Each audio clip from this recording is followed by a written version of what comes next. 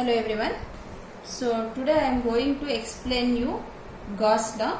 So before going to discuss this topic Gauss law, I would like you people to know about the curvilinear coordinates. Okay. So we have three types of coordinates: rectangular or Cartesian coordinates, cylindrical coordinates, and spherical coordinates, which we often use in electrodynamics more frequently. So rectangular coordinates all you know very well. So even yesterday also we came across this. Any point in space in three dimensions can be represented. This is z axis, y axis, x axis. Suppose if there is a point P and this is position vector OP, O is origin and this position vector is r bar. And if you take the projection of P in xy plane,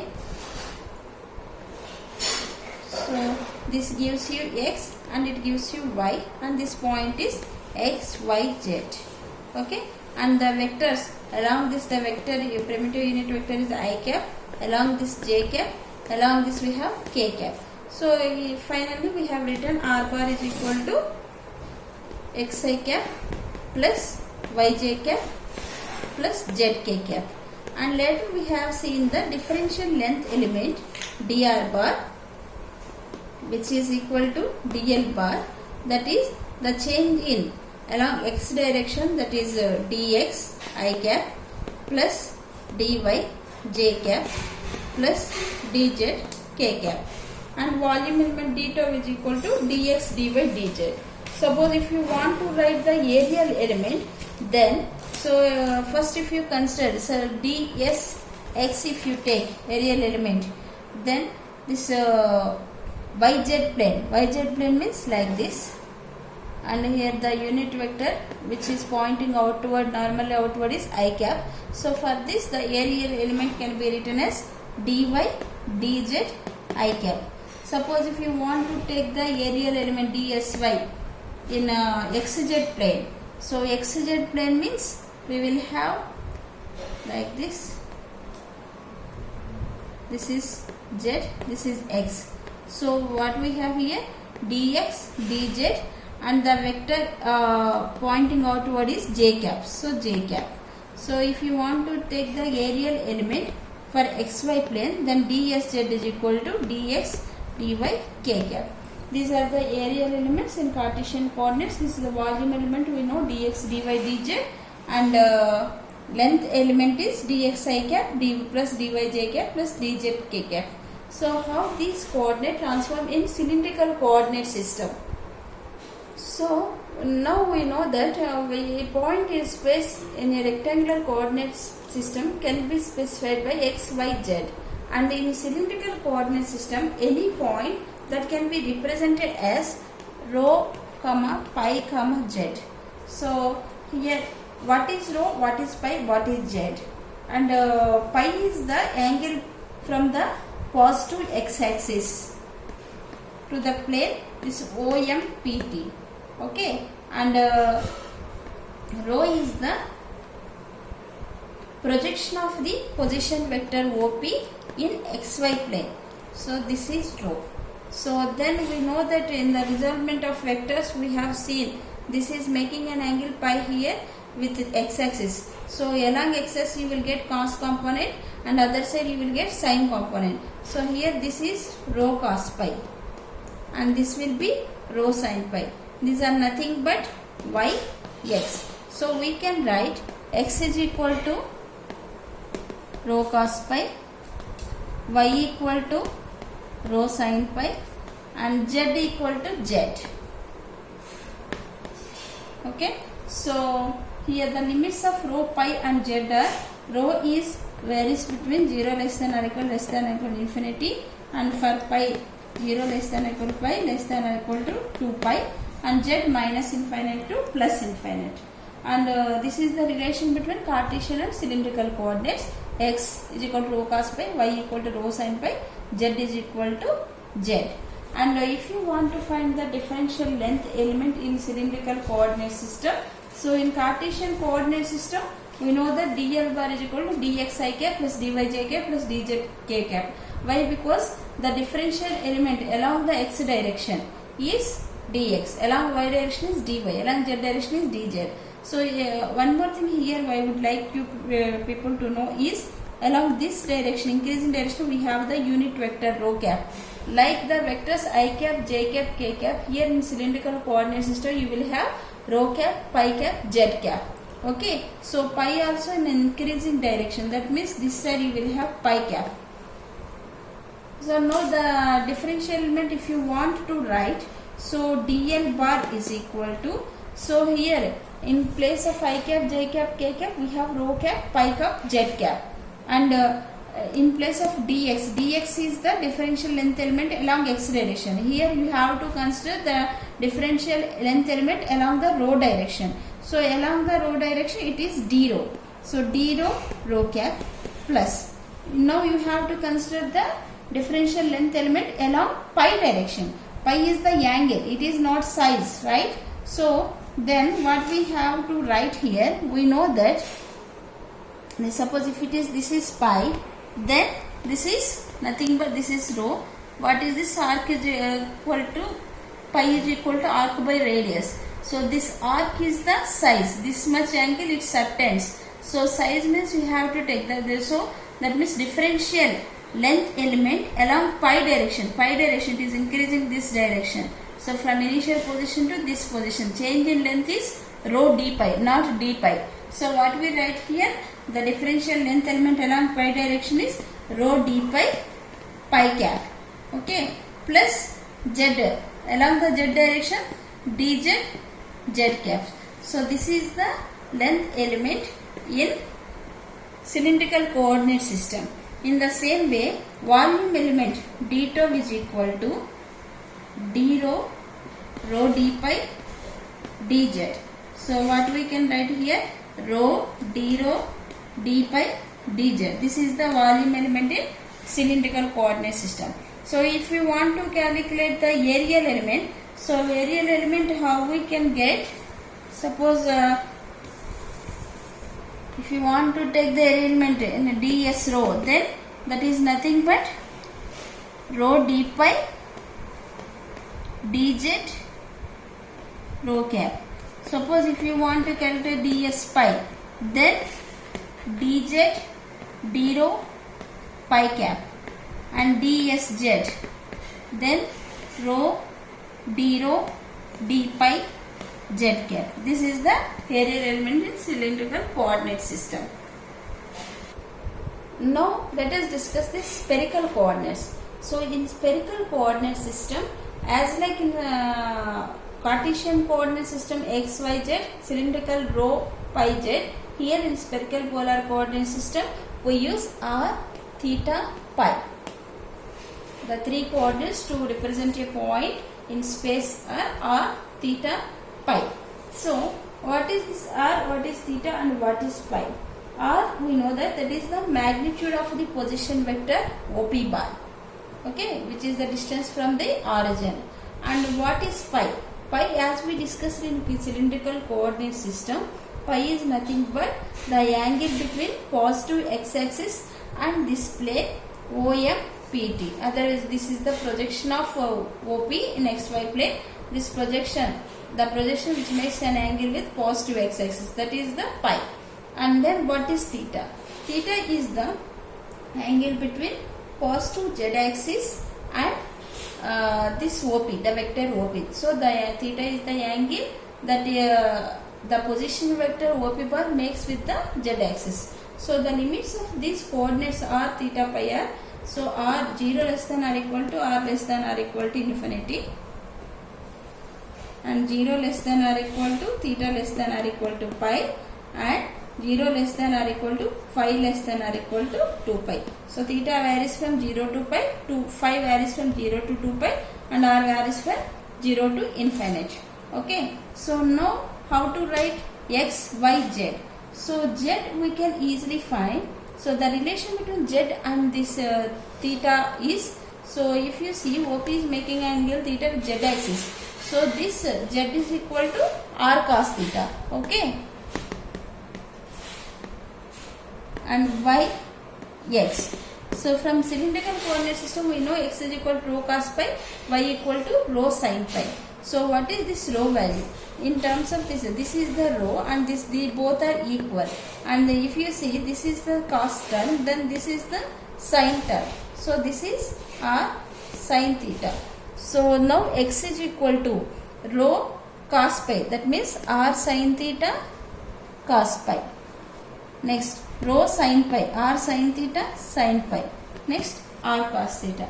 This is the relation between the spherical and Cartesian coordinates. X is equal to r sin theta cos pi, y is equal to r sin theta sin pi, z is equal to r cos theta. So now if you want to write the differential length element in spherical coordinate system, dl bar. So like in a cylindrical and Cartesian, here also the unit vectors along x, y, z axis. So they are in spherical coordinate system, they are represented by r cap, theta cap, pi cap. R cap means increasing direction of r bar. This is r cap, and theta cap. So that theta cap increasing direction is this side. So this is the theta cap, and pi cap increasing direction, pi cap. So all three are mutually perpendicular. So now the differential length element, if you want to write, so in the r direction we know that is nothing but dr. So dr r cap we write plus. But here if you see theta and pi both are angles. So if you take this theta direction, so theta direction we have to take the arc subtended by this angle. So then what is the length change in a direction of theta? That is r d theta, theta cap, plus the same way the change in length in pi direction is r sin theta d pi, pi cap. So length elements dr r cap plus r d theta theta cap plus r sin theta d pi, pi cap. Okay. Suppose if you want to write the area element, suppose dA1. So dA1, how we can write dAr? I am writing here dA suffix r. So dA suffix r is r d theta into r sin theta d pi r cap. So this is nothing but r square sin theta d theta d pi r cap. This is important. This we use in proving the Gauss law. Okay. So the same way if you want to write the area element in theta plane, that if you consider dA theta, then what we will have? dA theta means dr into r sin theta d pi theta cap. So that is r sin theta dr d pi theta cap. In the same way for dA pi is equal to dr r d theta pi cap. So r dr d theta pi cap. Suppose if you want to write the volume element, then how we have to write? d tau is equal to dr r d theta r sin theta d pi. Just like that dx dy dz. So dx here dr, dy r d theta, dz r sin theta d pi. So this is nothing but r square sin theta dr d theta d pi. So this is the volume element in spherical coordinates. In the same way we can derive the expressions for like a gradient and divergence in spherical polar coordinates also, and unit vectors in terms of spherical polar coordinates. These all we can do, but as per the time limitation, just I am concluding here itself. So we know that electric field is nothing but the force per unit charge. Okay, so how we represent this electric field graphically? So graphically, the pictorial representation of electric field is by electric field lines. what are these electric field lines? So electric field lines are nothing but the imaginary lines which represent electric field at a location, okay, which don't have real existence. This electric field lines doesn't have any real existence, and we know that E bar is a vector quantity which has both magnitude and direction. So both these factors can be represented by making a graph or graphical lines which will show us the strength and direction of the electric field at a given point. Suppose if you have a charge plus Q, then the electric field lines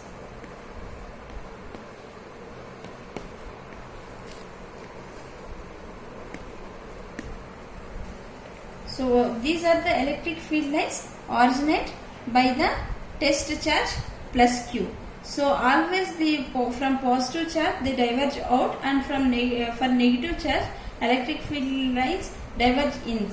So for a test charge Q, if we get 8 lines, then for plus 2Q it is a 16.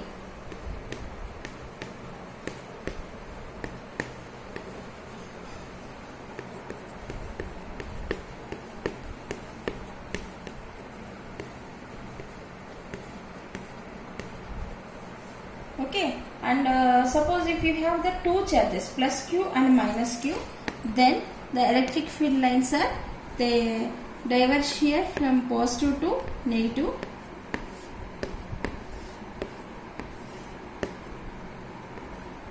This diverge outside, this come inside.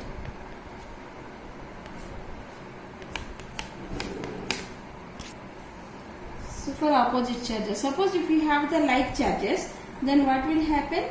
The electric field of lines are, if you have both positive charges,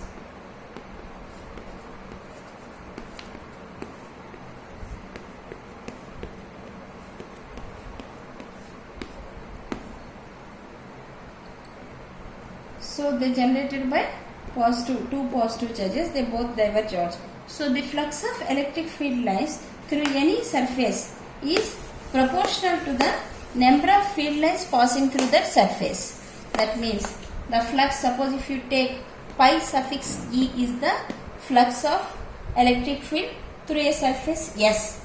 So then we can write pi E is equal to integral S E bar dot dA bar. So here E bar dot dA bar is proportional to the number of lines passing through the infinitesimal amount. So this dot product points out the component of dA bar along the direction of E bar. So consider, for example, we have a point charge Q which is located at the origin. So the electric flux through a sphere of radius R centered at the origin is given as pi E is equal to, here I am taking sphere. So sphere means closed surface. So we have to keep the circle over the integral E bar dot dA bar. So from the definition we know that E bar, how we can write? Integral 1 by 4 pi epsilon naught Q by R square R cap, right? dA bar, since we have considered the sphere, the area element in spherical coordinates just we discussed now. So since we have the R cap component here, we will take the first one, that is R square sin theta d theta d pi R cap. This is dot product E bar dot dA bar. Okay. So and since we have here two coordinates d theta d pi, from spherical polar coordinates we know that theta varies from 0 to pi and pi varies from 0 to 2 pi.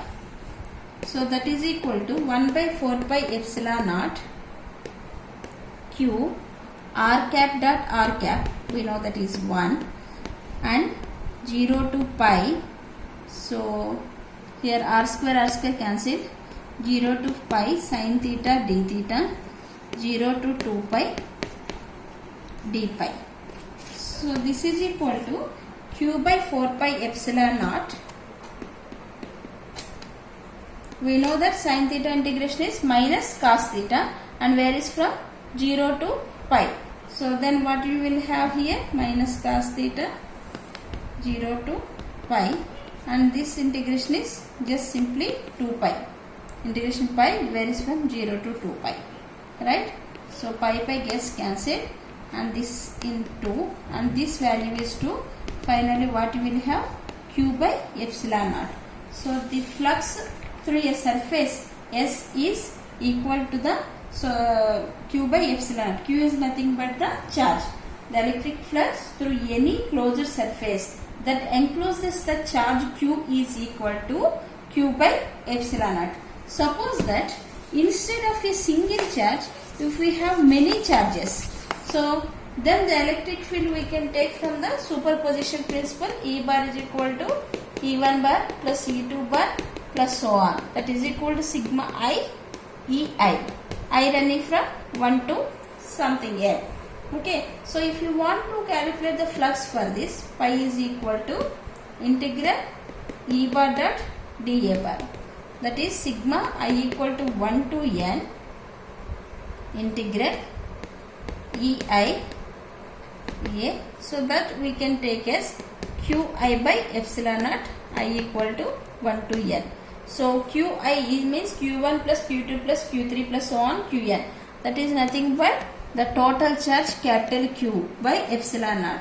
So for any arbitrary closed surface, we can write integral E bar dot dA bar is equal to Q enclosed by epsilon naught. This is nothing but Gauss law. So here Q enclosed is the total charge enclosed within the surface. Since it involves the integral, we can say that Gauss law in integral form. Otherwise simply Gauss law we can say. So suppose if any charge is outside the surface, then its contribution is 0. And irrespective of the shape of the surface, the flux depends on the amount of the charge, quantity of the charge. That means we will have same flux regardless the shape and size of the surface. Okay. So that means suppose here we have the charge Q. Okay. So then surface, suppose if it is like this and like this, suppose S1, S2, here we have two different surfaces. So whatever may be the surface shape, the flux through this surface depends only on the charge enclosed by the surface. Here charge enclosed is Q.